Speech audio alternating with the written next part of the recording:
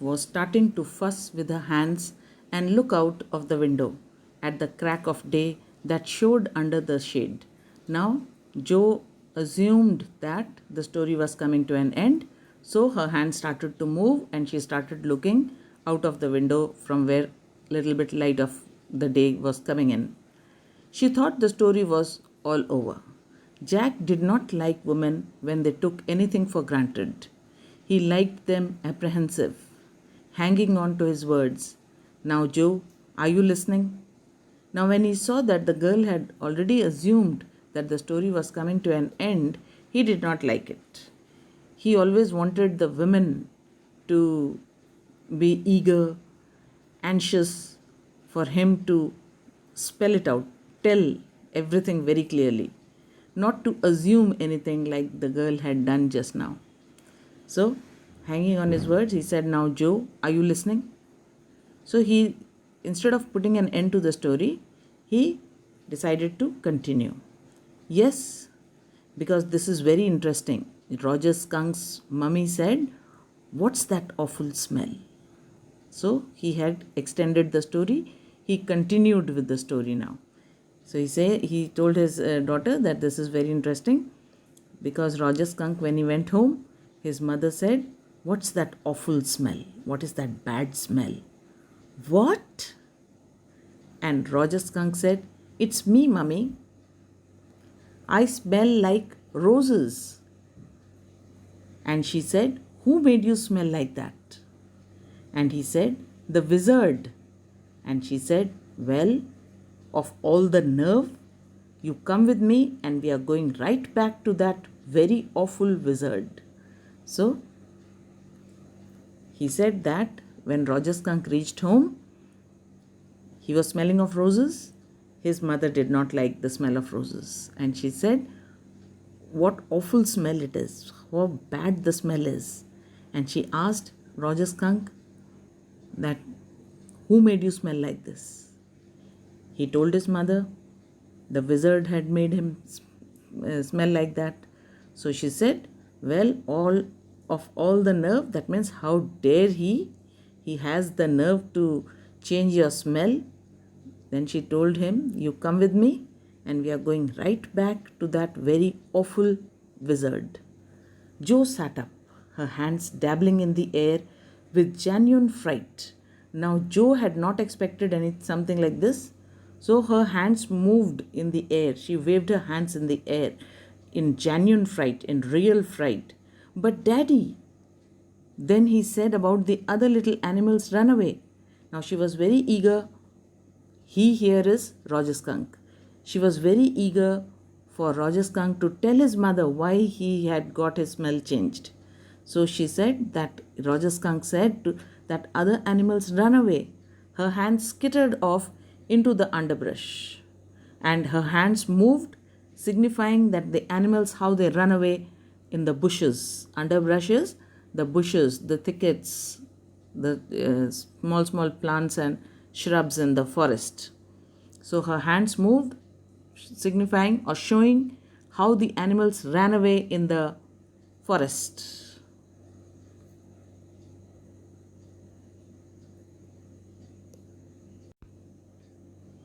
"All right," he said. "But mummy, all the other little animals ran away." Now the father continued as she wanted. So he said, "All right."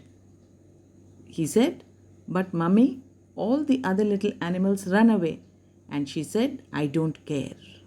You smelled the way a little skunk should have, and I'm going to take you right back to that wizard." The mother, she said, "I don't care if the animals run away. You smelled like a skunk, and that is the way you should smell." And she took an umbrella and went back with Roger Skunk and hit that wizard right over his head. "No," Jo said, and put her hand out to touch his lips. Now, this was the end which she did not want. So, she put her finger to his lips and said, "No." Yet, even in her agitation, did not quite dare to stop the source of truth. But still, in her agitation, in her irritation also, she did not dare to stop her father from speaking. Inspiration came to her. Then the wizard hit her on the head and did not change that little skunk back. So she said, then the wizard hit her on the head. He hit the mummy on the head and did not change that little skunk back. No, he said. The father said, no. The wizard said, okay. And Roger Skunk did not smell of roses anymore. So the father changed the end. He said, no. The wizard said, okay, and he changed the smell of roses. So now the Roger Skunk did not smell of roses anymore. He smelt very bad again.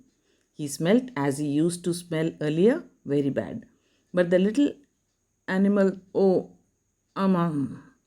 Joannie, it's father's story. Shall daddy not tell you any more stories? Now she started making fuss. She did not like this end. And so the father had to sternly tell her that it is daddy's story. Should he not tell you any more stories? Her broad face looked at him through sifted light. She looked at him, astounded, surprised. This is what happened then. Roger Skunk and his mummy went home and they heard ooh, ooh, and it was the cuckoo train bringing Daddy Skunk home from Boston. And they had lima beans, celery liver, mashed potatoes, and pie. Oh my, for dessert. And when Roger Skunk was in bed, Mummy Skunk came up and hugged him and said he smelled like her little baby skunk again, and she loved him very much.